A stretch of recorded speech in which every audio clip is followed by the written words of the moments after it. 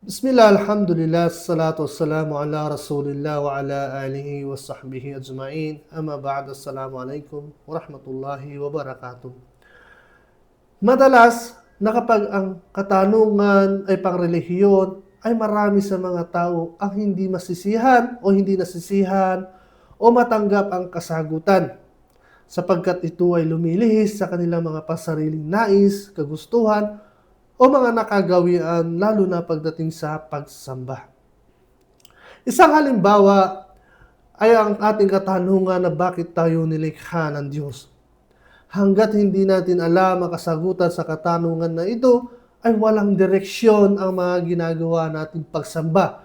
At ang masakit na katotohanan, tanggapin man natin o hindi, ang lahat ng pagsusumikap mo sa paggawa ng pagsamba ay walang saysay at walang mabuting maidudulot sa iyo pagdating sa kabilang buhay. Sa halip, iyan pa ang magiging daan na ikaw ay mapunta sa apoy ng impyerno.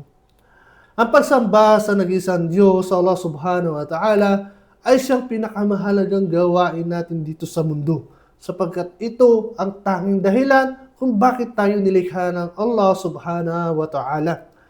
Kung kaya't mahalaga na ito ay magawa natin ng tama. May isang talata mula sa banal na Quran, mula sa Surah An-Nahl, chapter 16, verse 36.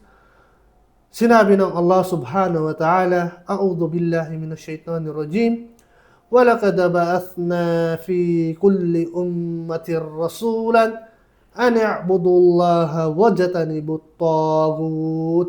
Ayon sa pagkapakahulugan ng talata na ito, sinabi ika ng Allah subhanahu wa ta'ala, at katiyakan aming ipinadala sa bawat pamayanan ang isang sugo na nag-aanyayang sambahin ang Allah subhanahu wa ta'ala o sambahin ang Allah, tanging siya at iwasan ang pagsamba sa mga huwad na Diyos. Ang lahat ng mga sugo ay hindi nagturo ng anumang lihis o labag sa katuruan ng Diyos. Kaya't ang binanggit ni Jesus mula sa Biblia sa Juan chapter 10 verse 30 na siya at ang Diyos ay iisa, na siyang pinanghahawakan ng mga Katoliko na katibayan ng pagka-Diyos daw ika ni Jesus, ay isang pagkakamali pagdating sa pagkaunawa sa tunay na kahulugan sa sinabi ni Jesus na ito.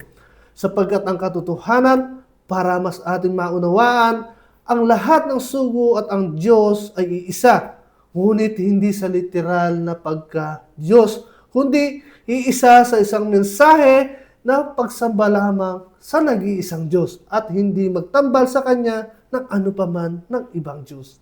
Mga kababayan, ang paghahanap ng katotohanan sa tunay na katuruan ng Diyos ay obligasyon natin bilang Kanyang mga alipin.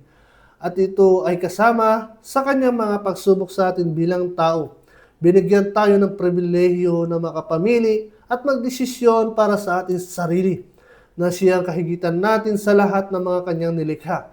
Ngunit, ito din ang ating tatandaan at huwag nating kalilimutan na bawat desisyon na ating gagawin habang tayo ay nabubuhay dito sa mundo ay may nakatakdang kabayaran pagdating sa kabilang buhay. Assalamualaikum warahmatullahi wabarakatuh.